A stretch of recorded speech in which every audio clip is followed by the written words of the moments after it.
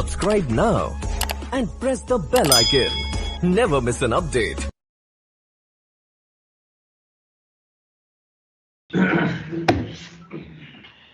Okay, everyone. So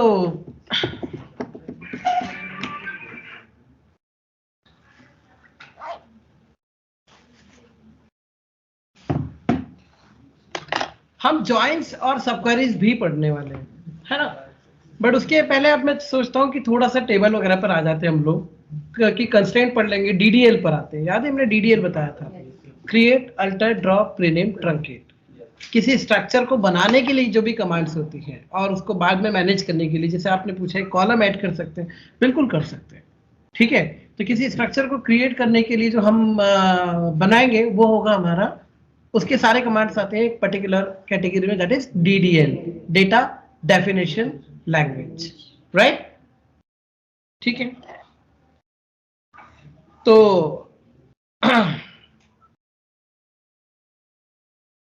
हालांकि आपको table बनाना मैंने बताया था, बट क्वेरी से ही करना है हमको तो सारी चीजें। मैं एक टेबल बना रहा हूं, create table, let me check, ठीक है। डिपार्टमेंट टेबल,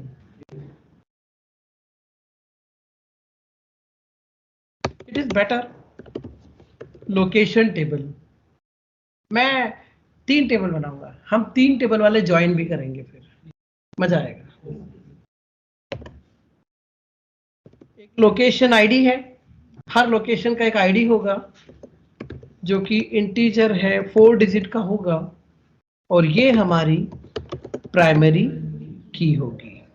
कंस्ट्रेंट ऐसे ही लगाए जाएंगे, राइट। आगे 5 तरह के कंस्ट्रेंट्स हमारे पास होते हैं। कंस्ट्रेंट्स मतलब रूल्स, है ना, या restrictions. It is better to say restrictions, जो हम अपने कॉलम पर पोस्ट करेंगे।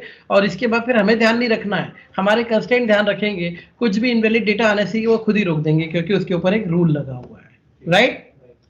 तो बेसिकली हमारे पास कई कंस्ट्रेंट्स हैं, जिसमें से एक होता है टाइप कंस्ट्रेंट, जो आप देख चुके हो। मैं देता हूं इंटीजर टाइप का, तो फिर उसमें कैरेक्टर नहीं आएगा। This is what the type constraint. दूसरा साइज कंस्ट्रेंट, जैसे मैंने कहा इंटीजर 4 डिजिट का, तो 5 डिजिट की वैल्यू उसमें नहीं आएगी। Clear, very well. खैर ये दोनों तो हमने साथ साथ देख ही लिए। अब एक आता है नॉटनल कंस्ट्रेंट। देखो प्राइमरी की में इनबिल्ट है नॉटनल, बट आप किसी फील्ड को अलग से भी दे सकते हो। आपके पास हो सकता है 5-6 चीजें ऐसी हो जो मैंडेटरी हो। जैसे बैंक में हमारा अकाउंट खुलता है, तो अकाउंट में प्राइमरी की हमारी अकाउंट नंबर होती है, तो वो नॉटनल रहेगी, ये तो तय।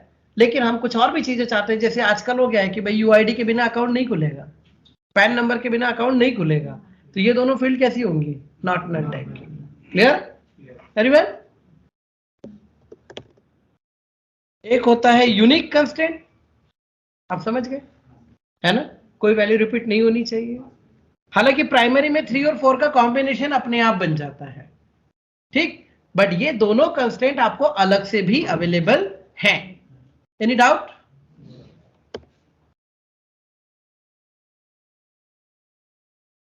प्राइमरी की, ठीक, और प्राइमरी की एक टेबल की एक ही हो सकती है, ये भी ध्यान रखना।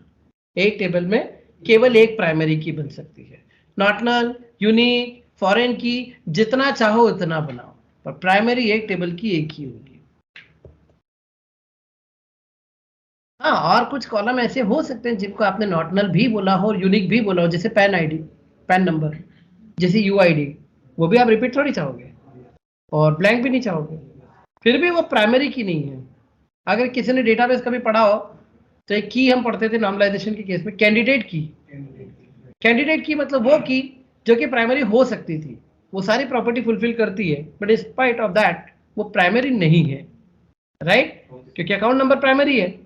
तो यूआईडी और वगैरह क्या रहेंगे, हमारी कैंडिडेट कीज कहलाती है। ये वर्ड टर्मिनोलॉजीज कभी पढ़ी हो तो मैं रिकॉल करवा रहा हूँ कि ये इनका मतलब ये होता है, नहीं तो वो नॉर्मलाइजेशन में भर भर के ऐसी भारी भारी वर्ड है, तो वो आई होप अभी समझ में आएंगे आपको।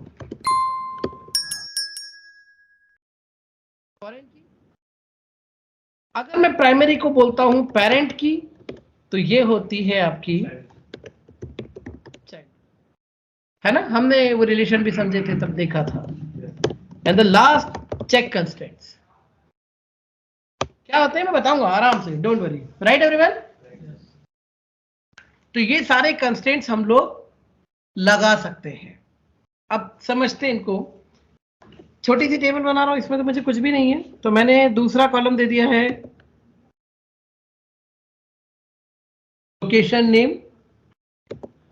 ये सिंपल वेरकेर टाइप का है, 20 डिजिट तक का हो सकता है, और ये नॉट नल रहेगा। गेटिंग?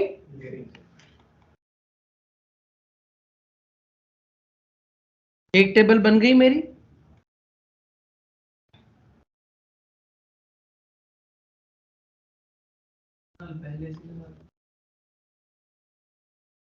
मतलब हाँ, नॉट नल पहले से लगा दिया, मतलब अब जब टेबल बनाते हैं ना तभी कंस्ट्रेंट लगाए जाते हैं, राइट? बाद में भी कर सकते हैं, वो बताऊंगा मैं। एवरीवन, दूसरी टेबल बना रहा हूं।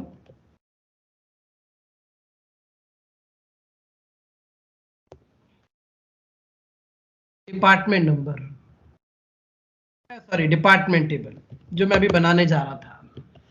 इसमें एक कॉलम है मेरा डिपार्टमेंट का नंबर, जो कि इंटीजर टाइप का होगा, 3 डिजिट तक का हो सकता है किसी भी डिपार्टमेंट का नंबर, राइट? और ये होगा इसका प्राइमरी की। दूसरा कॉलम है मेरा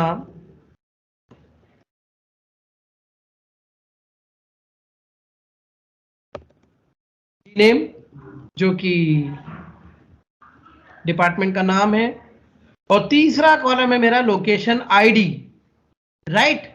और ये क्या है? ये है फॉरेन की। अब फॉरेन की मतलब सुनो, हमने ये relation, I hope dB sample, I think यही है, ये किसी और सेंस में, लेकिन आप समझ के देखिए, राइट है ना? यहाँ ऐसे क्यों हुआ? ये देखिए, ये एम्प्लॉय नंबर है, ये एम्प्लॉय का नाम है, ये इसकी जॉब है, ये इसकी सैलरी है, ये उसका कमीशन है, और ये उसका डिपार्टमेंट नंबर है, ठीक है? जो कि ये डिपार्टमेंट टेबल का डिपार्टमेंट नंबर है और उसका डिपार्टमेंट का नाम है। क्लियर? अब फंडा ये है कि ये है यहां पर प्राइमरी, और यहां आकर ये बन गई है फॉरेन की। एवरीवन, और हमने बात की थी प्राइमरी और फॉरेन, ये पेरेंट है तो ये चाइल्ड है, और चाइल्ड पेरेंट की कोई बात नहीं मानते, जैसे कि हम और आप हैं, है ना? पेरेंट बोलता है नॉट नल, हम बोलते ब्लैंक चलेगा, राइट? पेरेंट बोलता है यूनिक होना चाहिए, हम बोलते रिपीटेशन होगा। दिख रहा है? और आपको याद है मैंने आपको कहा था ये हमारी जरूरत है, repetition. Good morning. Good morning. Good morning. मैंने एक मैसेज ड्रॉप किया था रिगार्डिंग प्रैक्टिस पे, आप सब लोगों ने चेक करा होगा, है ना? तो कल से स्टार्ट हो रहा है, तो 11 से 12 तो आपका बैच है, 12 से 1 आप टाइम कर लेंगे, और एक स्टार्ट होगा 6 तारीख से, उसका टाइम है 3:30 से 5:30। तो आप अपना देख लेना, जिसके पास सिस्टम लैपटॉप है वो तो अपना लैपटॉप लेकर आ जाना, जिसके पास नहीं है तो राधिका मैम से मिल लेना, उनको अपना नाम नोट करवा देना, तो आपको सिस्टम ठीक है? और कोई क्वेरी या इशू है तो आप वो आया ही नहीं ना, लगे एक दिन नहीं आया ना, ऑनलाइन नहीं है। 12 से 1 तो 3:30 से 5:30 भी रहेगा। इंग्लिश का 2:30 से 2 या 2:30 से बनेगा, वो 1 घंटा मैनेज हो जाएगा। आप फॉरेन की है, और फॉरेन की मतलब चाइल्ड की, और चाइल्ड है यानी पेरेंट है। देखो कॉन्ट्रास्ट, प्राइमरी है, कोई जरूरी नहीं चाइल्ड हो, कल से आप लोग भी पेरेंट बनेंगे, पर आज आप हैं, कोई जरूरी नहीं चाइल्ड है, पर एक चाइल्ड है दैट मीन्स पेरेंट है। तो फॉरेन की के लिए पेरेंट की का होना जरूरी है, पेरेंट की के लिए फॉरेन का होना जरूरी नहीं है। Is it clear everyone?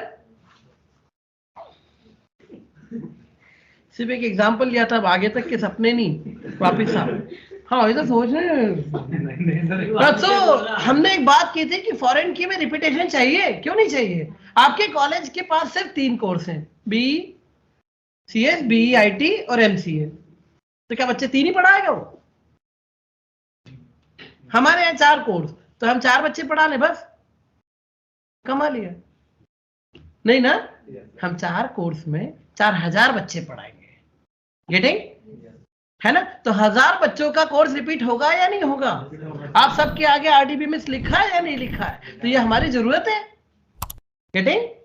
एक स्टूडेंट आता है येट टू डिसाइड कि अभी समझ में नहीं आ रहा उसको क्या करना है, पर वो बोलता है मेरे को तो पढ़ना आप क्या है और ये रखे पैसे, बस कोर्स में डिसाइड करके बताता हूं। तो हाल फिलहाल उसका कोर्स क्या है? नन, ब्लैंक, कोई कोर्स नहीं है, गेटिंग। तो फॉरेन की may be blank, may be repeated. फिर रूल क्या है? रूल ये है कि जब भी होगा प्राइमरी में से ही होना चाहिए।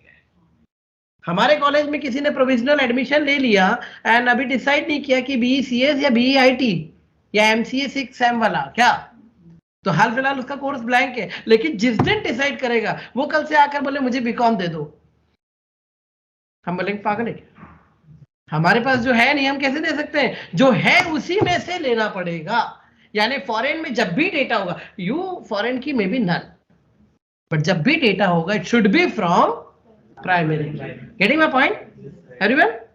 सो यहां मैं क्या कर रहा हूं? रिलेशन बना रहा हूं कि बंदे मेरे किसी न किसी डिपार्टमेंट में, एक ही संजय है, मुझे अच्छा लगा बंदा, मैंने इसको रख लिया। अभी मैं डिसाइड नहीं कर पा रहा हूं कि इसको कहां रखूं, सिस्टम में कि डिजाइन में कि कोडिंग में कि टेस्टिंग में, पर रख लिया। बाद में इसको डाल देंगे किसी डिपार्टमेंट में, और ऑब्वियसली उन्हीं में से डालेंगे ना जो मेरे पास है। Is it clear? ठीक, तो ये होगा, है ना? ओके, तो अब इनको लिंक कैसे किया जाता है? ऐसा नहीं कि इनके नाम सेम कर दिए तो वो अपने आप जुड़ गए, नहीं नहीं, हमको जोड़ना पड़ेगा। और चाइल्ड है तो चाइल्ड के आगे पेरेंट का नाम आता है, चाइल्ड एक रेफरेंस है पेरेंट का, राइट? तो कैसे बनेगी कि चलिए हम किधर गया रे, हाँ, ये तो आपने इसकी कहानी बता दी कि लोकेशन आईडी है, नाम सेम रखो या अलग रखो कोई फर्क नहीं पड़ता, वो तो बनेगी फॉरेन की। फिर आपने कहा रेफरेंसेस, किसका रेफरेंस लिया? तो हमने कहा लोकेशन टेबल, हमारे पास थी ना भी, हमने क्या नाम बताया टेबल का? लोकेशन टेबल के LOC ID कॉलम का। Is it clear? टेबल का नाम और ब्रैकेट में उस कॉलम का नाम जो कि प्राइमरी की है। और सुनो, यहां वही आएगा जो प्राइमरी है, कैंडिडेट की से नहीं होगा, राइट? प्राइमरी होना जरूरी है, ठीक है? प्राइमरी ही पेरेंट बन सकता है एवरीवन। ऐसे कई कॉलम आपके पास हैं जो कि नॉट-नल भी हैं, यूनिक भी हैं, इंस्पाइट ऑफ दैट कि वो प्राइमरी नहीं बन सकते, वो पेरेंट नहीं बन सकते, क्योंकि पेरेंट बनने के लिए पहली लायबिलिटी ये कि आपके पास प्राइमरी का टैग हो। Getting everyone? हाँ या ना? ऑन डिलीट कैस्केड एक रिलेशनशिप हम यहां पर लिखते हैं, जस्ट बिकॉज अगर वहां डिलीट होता है तो यहां भी हो जाएगा, प्राइमरी में डिलीट हुआ तो ये रिकॉर्ड अपने आप डिलीट हो जाएंगे। तो रिलेशनशिप समझ में आया ये एवरीवन? और अब मैंने इस तरह से बना दी है एक, अच्छा कुछ शायद कॉमा, अरे यार सेमीकोलन लगा था यहां,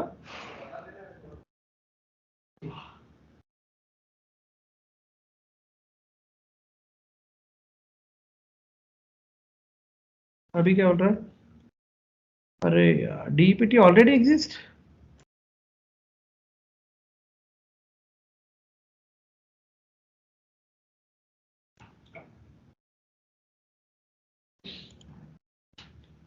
एक मिनट, ड्रॉप टेबल DPT, ये कमांड है, अगर देख सको तो अभी देख लो टेबल ड्रॉप कैसे करते हैं। Drop table table name, right everyone? ठीक है? DDL का एक और कमांड अनायास हो गया तो देख लो, और नहीं तो फिर मैं एक बार और बता दूंगा लगेगा। ये बन गई मेरी टेबल और अब इसमें रिलेशन बन चुका है, हाँ या ना? पर ये मैं आपको, क्योंकि ये शायद आपको बनाने में दिक्कत ना आए तो इसके लिए मैं ये अलग से दूंगा एवरीवन।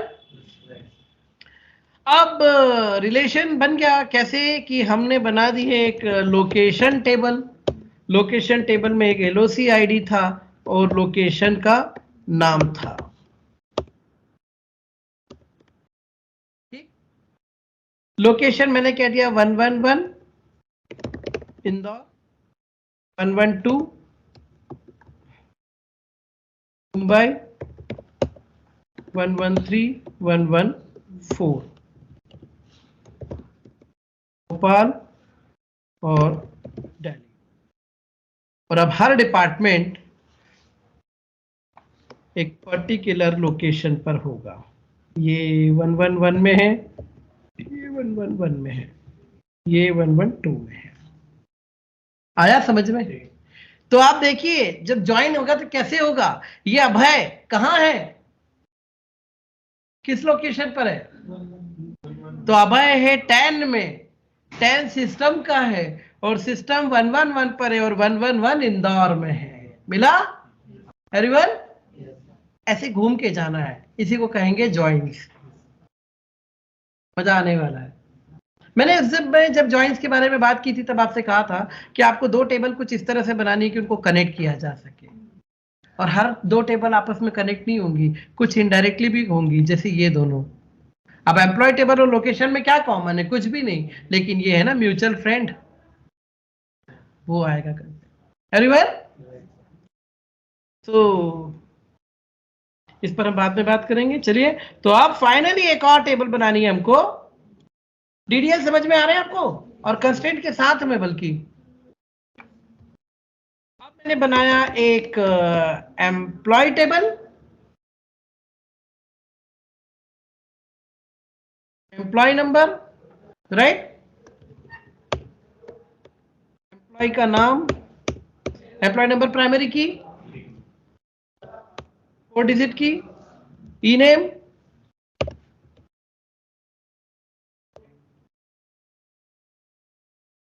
जॉब। हाँ जी, बोलो बोलो बोलो। सर वो उसका वो 20 है ना सर, ये कौन? 15 है 10 कर दीजिए। अरे ये सब नॉर्मल क्यों हो रहे हैं? हाँ हाँ, बोलिए बोलिए बोलिए बोलिए बोलिए। नेम में सर मैं बोल रहा हूँ उसकी कितना डिजिट का देना है सर? 20 दे दिया ना? 20।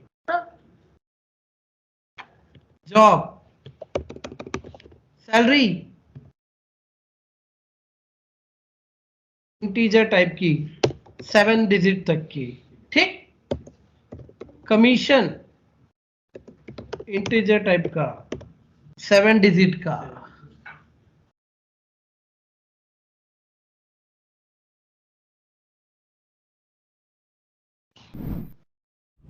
सैलरी पर मैं चेक लगाना चाह रहा हूं, कंस्ट्रेंट। सैलरी जब भी होगी 5,000 से कम नहीं होनी चाहिए, राइट? ये भी रूल है। 10,000 सैलरी 10,000 से कम नहीं होनी चाहिए।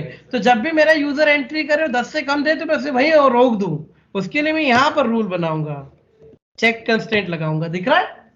Salary should be greater than or equal to, right? ये है चेक कंस्ट्रेंट। समझ में आया सबके? पक्का? आप एक और ले लो, ईमेल आईडी ले लो बंदे का, पैरकेर है ना, 30 डिजिट का, और ये यूनिक होना चाहिए। मैं सारे कंस्ट्रेंट लगा रहा हूं, I hope you are getting right. तो ईमेल आईडी यूनिक हो, किसी की रिपीट ना हो, है ना, और बस ठीक है, और क्या है ना। कमीशन हमने बोल ही दिया था यहां पर। एंड फाइनली हर बंदे का एक डिपार्टमेंट नंबर हो, आया, जो कि 3 डिजिट तक का हो सकता है, जिसका रेफरेंस डिपार्टमेंट टेबल के डिपार्टमेंट नंबर से लिया जाएगा, यानी वो पेरेंट है। Any doubt everyone? Getting everyone? हाँ या ना?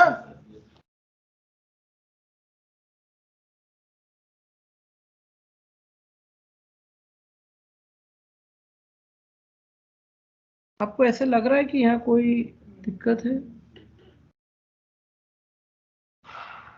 Unexpected beginning of statement near 7, कौन सा बिगिनिंग दिख रहा भैया? ये प्राइमरी की, ये नॉर्टनल, ये वेरकेर 220, ये यूनिक है, ये चेक कंस्टेंट है, ये कमीशन है।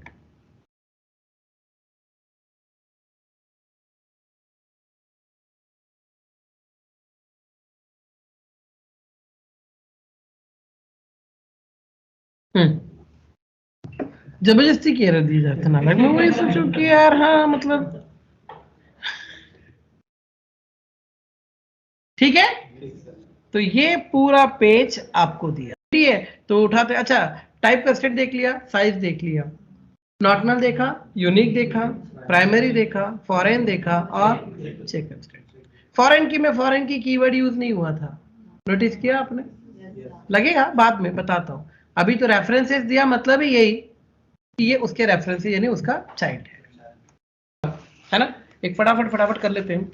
तो क्रिएट समझ में आया, इंसर्ट क्रिएट आया, और आपका लाइक ड्रॉप देखा आपने, 5 होते हैं, क्रिएट, अल्टर, ड्रॉप, प्रीनेम, ट्रंकेट। तो चलो पहले डीडीएल कंप्लीट कर लेते हैं, 2 मिनट 3 मिनट लगना है। हाँ, रेफरेंस मतलब किसके रेफरेंस से बना रहे हो, यानी इसका पेरेंट कौन है, तो पेरेंट का पूरा सिग्नेचर वहां देना पड़ता है। तो मैं क्या बोल रहा हूं, डिपार्टमेंट नंबर कॉलम है मेरे पास, ये मेरी टेबल में बन रहा है, इंटीजर टाइप का है, 3 डिजिट तक का हो सकता है, और ये बन रहा है किसके रेफरेंस से, डिपार्टमेंट टेबल के डिपार्टमेंट नंबर कॉलम के रेफरेंस से, यानी ये उसका चाइल्ड है। डिपार्टमेंट टेबल वाला जो है वो पेरेंट है, और हम जो बना रहे हैं वो चाइल्ड है, ठीक है, राइट एवरीवन। तो चाइल्ड की बनाते समय आपको पेरेंट का नाम देना पड़ेगा। आप फॉर्म भरते हो तो आपके पेरेंट का नाम देना पड़ता है ना, तो actually you are mentioning the reference, right. तो वो चीज है। हाँ, बट आपके पेरेंट अगर कोई फॉर्म भर रहे हैं तो आपका नाम देना जरूरी नहीं है ना, ठीक है। एक काम करते हैं, मेरे पास प्रोडक्ट टेबल है, बाकी के ऑपरेशन इस पर बता दूं, है ना, ठीक है। इसमें क्या क्या है हमारे पास, P I D, P name, P description, price और मैन्युफैक्चरिंग डेट, है ना, राइट। अब इसमें स्ट्रक्चर, एक बार स्ट्रक्चर बन गया, now if you want to change, if you want to modify our structure, we want to add some new column, or we want to modify some column, or we want to drop a particular column, so we can do that through the alter table command, everyone। अब alter में मेरे पास 3 option है। alter table में हमारे पास option है, add, modify and sorry drop। जो लिखते वही लिखो ना, डिलीट तो पर्पस है, पर जो लिखते वही लिख रहा हूं मैं। तो अल्टर में हम लोग 3 काम कर सकते हैं, ऐड कर सकते हैं कॉलम को, किसी कॉलम का डेटा टाइप या साइज हमको नहीं समझ में आ रहा, हम बढ़ा सकते हैं, कम कर सकते हैं, या ड्रॉप कर सकते हैं। Getting everyone? चलिए एक एक करके देख लेते हैं अल्टर को पूरा।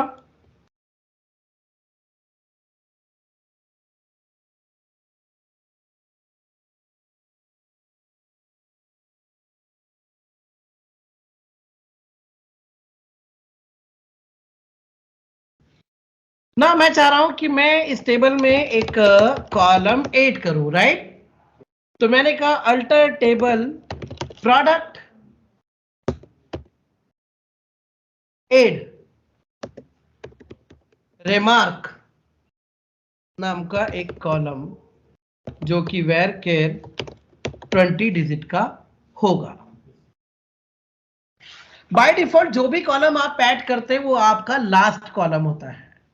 You are not allowed to add any column in the middle part, right everyone? हाँ, बट ये वाला जो एनवायरनमेंट है जो मैंने खोल के रखा हुआ एग्जाम्प है, ये थोड़ा सा इसमें एक एक्सेप्शनल केस है, इसमें है ऑप्शन, आप बीच में भी ऐड कर सकते हो। बट जहां GUI एनवायरनमेंट मिलेगा कुछ इस तरह का, वहीं ये हो सकता है, अदरवाइज डेटाबेस के जो बेसिक स्ट्रक्चर्स है उसमें ऐसा होता नहीं है। उसमें जो भी कमांड जोड़ते हो बाय डिफॉल्ट ये आपकी टेबल का आखिरी कॉलम होता है। Is it clear? Everyone? Any doubt? Good. But ये क्या है, ये एक बकवास सी चीज। देखो यहाँ पे अगर मैं कहूँ ना कि ये स्ट्रक्चर है, दिख रहा है, and now I want to add a new column, so add to central column, remove from central column, add एक कॉलम, है ना, कहाँ, आफ्टर रिमार्क, आफ्टर डिस्क्रिप्शन दिख रहा है, Yes, sir. और करके गो कर दो तो ये चल जाएगा। बट इन सब चीजों के भरोसे मत रहो, क्योंकि डेटाबेस की बेसिक्स में से ये सब नहीं है, कंसेप्ट खराब है। ये सिर्फ ये एनवायरनमेंट है जो आपको हेल्प करता है, अदरवाइज डेटाबेस के रूल बोलते हैं नहीं, by default it should be your last column. Everyone okay, so this is my structure. मैंने कमांड ऐड कर दी, एक नया आ चुका है कॉलम मेरे पास, है ना। अब आपको लगता है कि यार जो प्राइस है वो 7 डिजिट की है, सर इसको 9 डिजिट की कर दीजिए, राइट। और इसमें 2 डिजिट पैसे के लिए भी रखिए, मतलब 7 डिजिट तो रहने दो, 2 डिजिट पैसे की भी रख दो, फ्लोट टाइप का, क्योंकि कई बार चवन्नी बच जाती है। तो चलिए,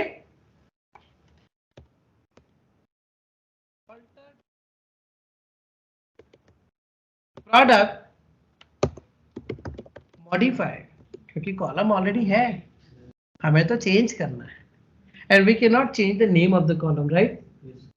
We can change the data type, we can change the value, but if you are going to change the data type, then the column should be empty.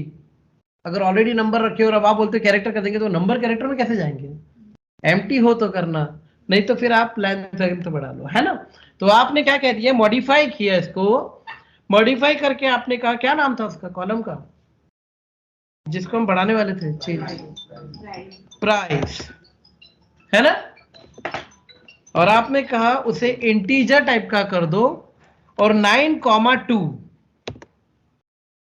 अब ये 9,2 मतलब 11 डिजिट का नहीं होगा, ये ध्यान रखना। जनरली हम लोग सी प्लस प्लस अगर कहीं से आते तो हमको लगता है 9,2 मतलब ये कि 9 इधर और 2 उधर ना।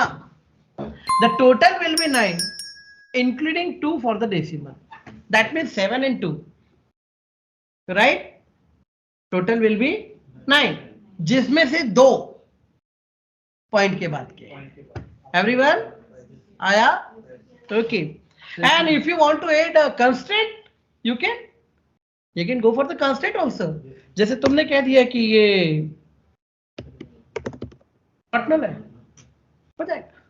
इसमें 2 वैल्यूज आएंगे, एक तो होल नंबर आएगा और एक integer. The total will be 9, जिसमें से 2 डिजिट के, वो डेसिमल के लिए, ऐसा। डेसिमल वाले कॉलम कॉमा के बाद है। 1 मिनट, हाँ पूरा फ्लोट हो गया ना, 7 डिजिट इधर उधर रहेगा। Not null at line 2। अरे हाँ, राइट, नॉट नल ऐसा कंस्टेंट है जो सिर्फ कॉलम बनाते समय लग सकता, बाद में नहीं, क्योंकि कोई भी प्राइस नल हो सकती थी। नॉट नल बाद में नहीं लगता, तो चलो हम इसको कुछ और कह देते हैं, क्या बना रहे हैं। हाँ, नॉट नल के बारे में मैं बोलना भूल गया, बाकी सारे कंस्टेंट ऐसे जो अल्टर पे भी लगाए जा सकते हैं सिवाय नॉट नल के। नॉट नल मतलब सुनो यार, तुम लोग जावास्क्रिप्ट से आए हो, कांस्टेंट बनाते थे हम लोग, और कांस्टेंट बनाते थे तो उसी समय इनिशियलाइज करना पड़ता था, क्योंकि जब तक तुम इनिशियलाइज नहीं करोगे तब तक उसकी वैल्यू क्या होगी, नल। और यही कॉलम है कि नॉट नल को अगर मैं यहां लगा रहा हूं और मान लो वहां एक भी नल हुआ तो नॉट नल बन पाएगा क्या, नहीं, इसलिए वो दिक्कत देगा, राइट। ठीक है, यूनिक कर दो, चलेगा, ले लेगा। देखो फिर दिक्कत, you have an error in your SQL syntax, check the. अच्छा, हो सकता है कि वैल्यू हो यूनिक, पर पता नहीं मुझे, छोड़ो, हम कंस्टेंट हटा देते हैं यहां से। फिर भी है, इसका मतलब MySQL इसको सपोर्ट नहीं करेगा। ओके, हो गया, नहीं हुआ। फिर मैं इसको अगर यूनिक कर दूं तो अब यूनिक करके देखते हैं इसको, है ना। हो गया, इसमें वो कॉमा नहीं चलेगा, ऑरेकल में चलता है, हाँ, पर इसमें नहीं चला, तो इसमें देखना पड़ेगा इसमें फिर क्या है, कुछ तो होना चाहिए। एक काम करते हैं, यहाँ देखते ना, यहाँ अगर मुझे डेसिमल लेना है तो डेसिमल के लिए मेरे पास क्या ऑप्शन है,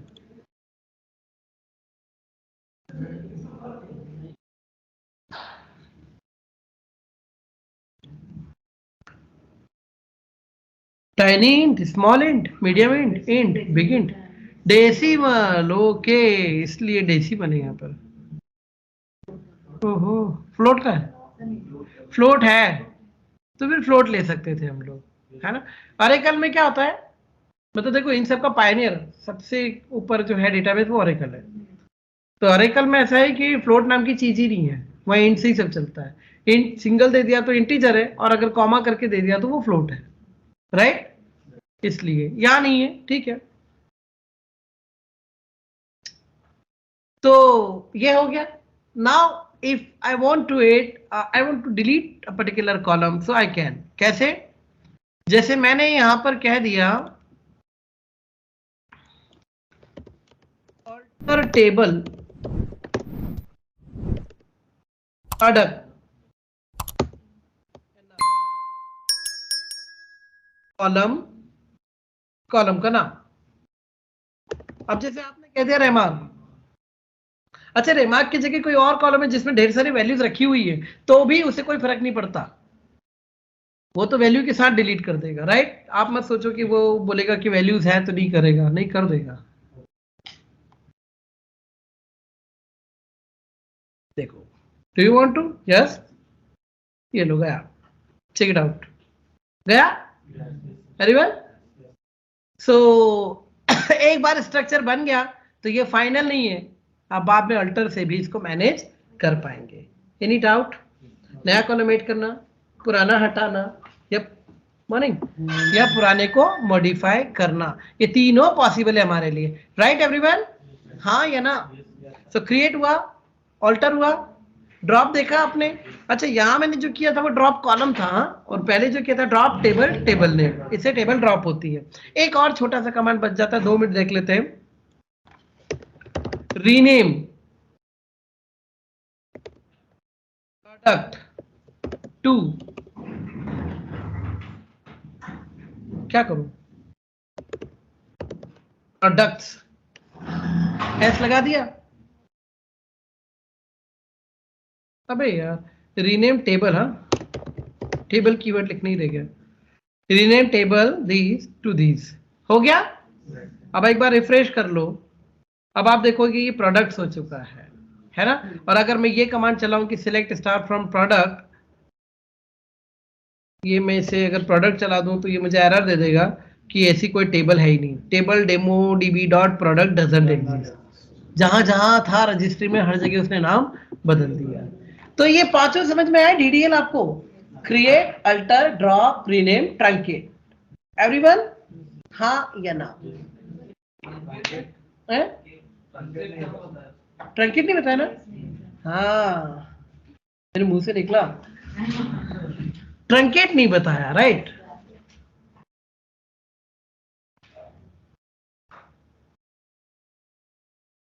डिलीट भी नहीं बताया ना अभी आपको। ट्रंकेट डिलीट के साथ पढ़ते हैं, अभी पढ़ ही रहे हम लोग इंसर्ट अपडेट डिलीट, है ना। आज ही पढ़ेंगे, अभी पढ़ेंगे थोड़ा डीएमएल के साथ, राइट। चलिए याद रखना, पर हाँ ये छूटा है तो बता दूंगा, एक लाइन की कमांड है और कुछ नहीं है, या 2 मिनट देख ही लो। ट्रंकेट टेबल, तुमने डिलीट नहीं पढ़ा अभी, पर डिलीट पे बात करेंगे हम लोग, तब ट्रंकेट को रिवाइज कर लेंगे एक बार। ट्रंकेट का मतलब टेबल को पूरी तरह से खाली कर देना, यानी सारी row delete. Check it out, no rules. Truncate है ना, खाली करना, तो पूरी टेबल को ये खाली कर देगा, राइट एवरीवन? हाँ या ना? सारी रो एक साथ डिलीट करनी हो तो ट्रंकेट, क्लियर? तो डिलीट पर आएंगे अभी अपन, है ना, इसीलिए मैंने डिलीट के साथ ट्रंकेट में फिर रिवाइज करेंगे, ये परमानेंट डिलीट करेगा। चले आगे, अब आते हैं डीएमएल पर। इंसर्ट, अपडेट और डिलीट, 3 है, ठीक है। वैसे एक और होता है मर्ज, पर वो माइस्क्यूएल को देखना पड़ेगा सपोर्ट करता है कि नहीं, डेटाबेस में तो होता है। तो इंसर्ट से डेटा इंसर्ट किया जाता है, हमने पहले भी इंसर्ट यूज किया था अगर आपको याद हो, है ना। बट आज इंसर्ट के हर एस्पेक्ट पर बात भी करेंगे। फिर अपडेट और फिर डिलीट। तो मेरे पास लोकेशन टेबल है ना? इसका स्ट्रक्चर क्या है?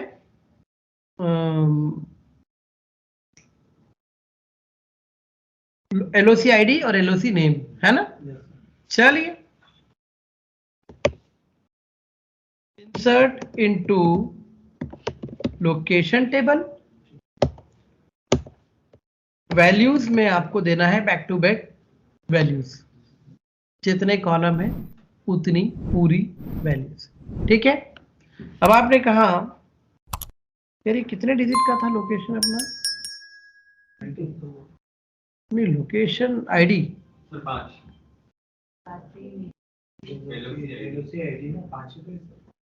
5 डिजिट पक्का। 1000 इंदौर गया, ठीक है। 2000 मुंबई, राइट?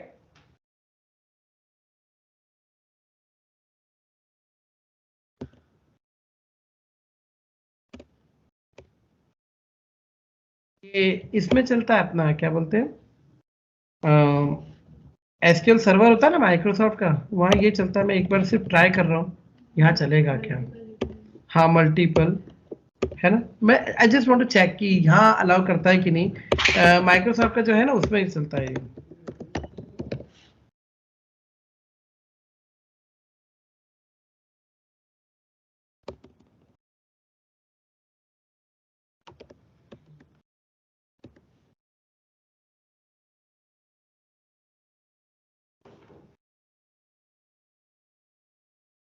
नहीं करेगा।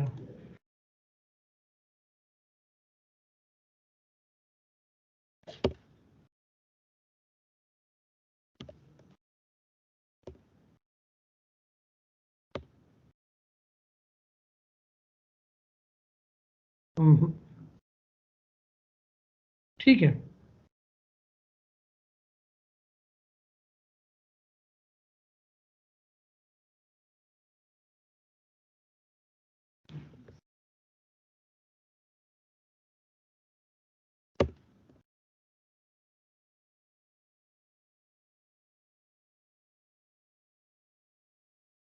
गया डेटा। ये 5-6 लोकेशन है और उनके लोकेशन है। अब इन्हीं में से डेटा आएगा, तो मैं एंट्री प्राइमरी की तरफ से करना शुरू कर रहा हूँ, राइट? अभी हम आते डिपार्टमेंट टेबल पर। पहले डिपार्टमेंट का जरा स्ट्रक्चर समझ लें यार। स्ट्रक्चर में आओगे तो ये 3 डिजिट है, ये 20 है और ये तो वही है ना? 4 था, 5 नहीं था भाई।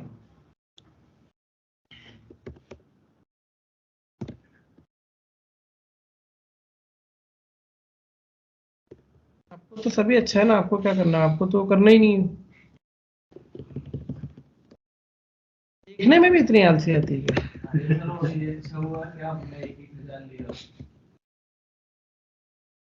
Department 10 is for admin and admin is at Indore. आ रहा है समझ में? Admin is at Indore.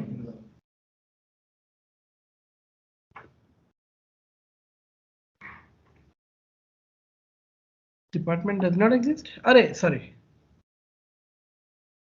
Table का नाम तो डिपार्टमेंट ही है ना? ना ना, बनाते समय लिखो, अब तो देते रहो डेटा। हाँ, तुमने कहा 20 सेल्स 3000, बस ये स्ट्रक्चर बनाते समय की कहानी है, बाद में तो कुछ नहीं है। 30 सिस्टम्स,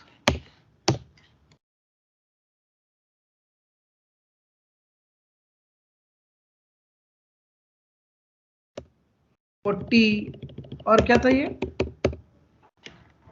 परचेज 4000 आया। मैंने 4 डिपार्टमेंट डाले हुए, ज्यादा नहीं। Everyone,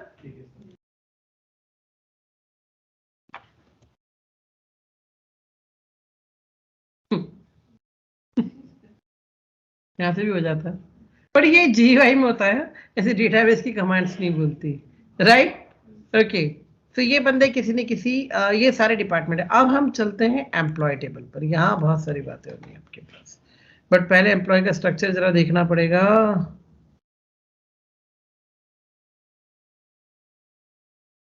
employ number, E name, job, email, ये रहा ना, हाँ। Insert into employ,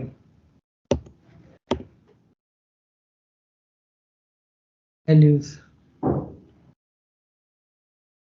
3 digit 4 digit 1111 है ना। नाम दे देते हैं job programmer, email ID,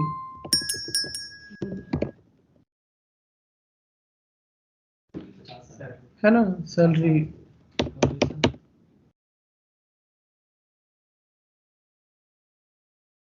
department 10, ठीक। थोड़ा सा मुझे डेटा डालना पड़ेगा क्योंकि ये दिक्कत ये है, क्वेरी करने में मजा नहीं आएगा नहीं तो, ठीक है। और मैं अलग अलग तरह का डेटा भी डाल रहा हूँ थोड़ा, ताकि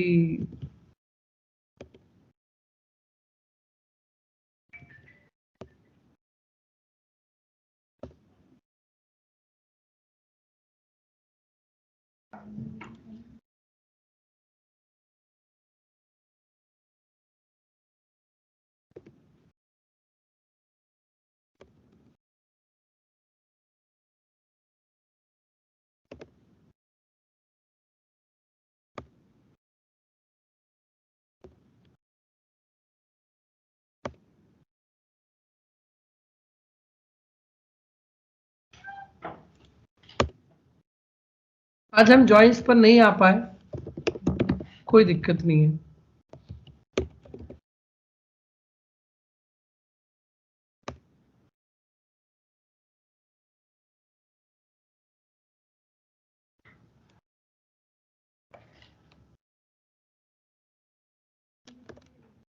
हाँ, रोक देगा, करो।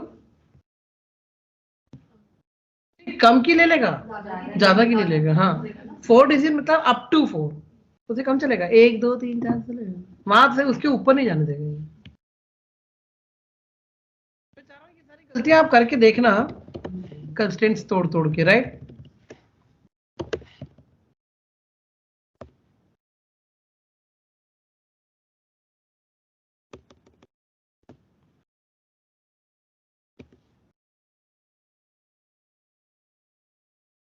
आया। तो ये हमारे पास कुछ डेटा है, कल और डाल देंगे थोड़ा सा, फिर बात करेंगे। हाँ, अब एक चीज और है, मैं अगर डेटा यहाँ डालता हूं तो मैंने कहा इंसर्ट इनटू ईएमपी। अगर मैं यहाँ एक कॉलम लिस्ट लेके चलूं तो वैल्यूज में मुझे उतने ही वैल्यू डालनी जितने कॉलम मैंने यहाँ दिए हैं। मतलब इंसर्ट में और ऑप्शन बता रहा हूं आपको। अब होता क्या है कि मेरे पास एक बंदे की डिटेल आई है, नया ज्वाइन कर रहा है, यश। अब यश का ये है कि भाई इसको आज एम्प्लॉय में डाल देना, लेकिन इसकी सारी डिटेल नहीं है अभी, तो ये कल आएगा ज्वाइन करेगा तो सारी डिटेल दे देगा, तब हम अपडेट कर लेंगे बाद में। तो अभी तो रिकॉर्ड डालना है आज ही से, क्योंकि इसमें नाम आज से आना चाहिए रोल ऑन में, राइट। तो मेरे पास जितनी डिटेल है, अब पता चला 35 डिटेल में से इसकी सिर्फ 5 डिटेल है, तो 30 बार मैं क्या करूं। देखो, एक तरीका तो ये है जो अभी तक आप कर रहे थे, इंसर्ट इनटू ईएमपी, है ना। जैसे मैंने कहा 1116 और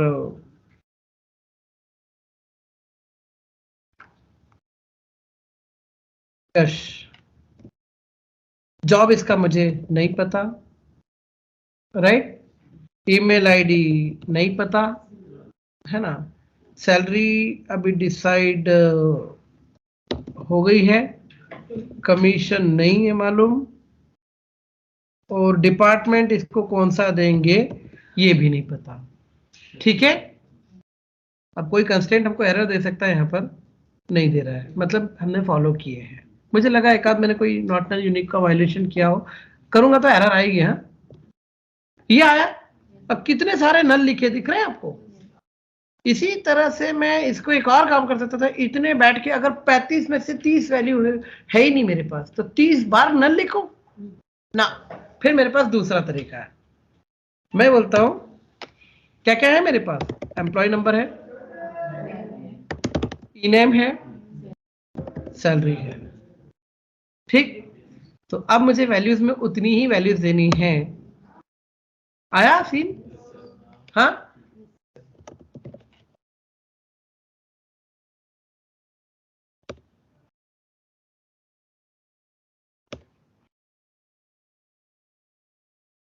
दिखा? तो अगर आपको कुछ लिमिटेड कॉलम को वैल्यू देनी है तो आप इंसर्ट में टेबल के नाम के आगे कॉलम लिस्ट लेके चलिए, तो उतनी ही वैल्यू पास करनी है जितनी जा रही है, और बाकी सबको बाय डिफॉल्ट नल वैल्यू उठकर चली जाएगी। क्लियर? मुझे कल एक और याद दिलाना, डिफॉल्ट वैल्यू पर बात करना रह गई है, ठीक है। मैं कल डिफॉल्ट वैल्यू याद रखना थोड़ा सा। ये हुआ। अब अगर आप यहां पर डेटा देखें तो ये देखिए यश की ये नल और आशु की भी ये वैल्यू नल, पर यहां नल मैंने मैन्युअली दिया था और यहां मैंने दिया ही नहीं तो भी नल चला गया, राइट। तो कौन सा तरीका ज्यादा अच्छा है वो आप समझ सकते हैं। Getting everyone? तो इंसर्ट में कभी कभी आपको कॉलम की लिस्ट भी मिलेगी और कभी कभी नहीं भी मिलेगी। अगर आप सिर्फ टेबल का नाम लिखते हैं तो number of values must match with the number of columns. अब 30 टाइम्स नल तो नल लिखो, बेटर है कॉलम लिस्ट लेके चलो, सारे अपने आप नल चले जाएंगे। क्लियर? यहां मुझे एक डिफॉल्ट कीवर्ड याद आया है, डिफॉल्ट पर बात नहीं हो पाई है, कल एक टेबल और बनाएंगे डिफॉल्ट वैल्यू करके, फिर उसको भी समझेंगे, ठीक है। अभी मैंने सिर्फ इंसर्ट बताया है, अपडेट और डिलीट कल, और डिफॉल्ट, और वहीं से फिर हम आ जाएंगे ज्वाइंस पर, है ना। तो ज्वाइन सबकारीज और बतानी मुझे, हो जाएगा अपना काम, ठीक है everyone. Sir Subscribe now and press the bell icon. Never miss an update.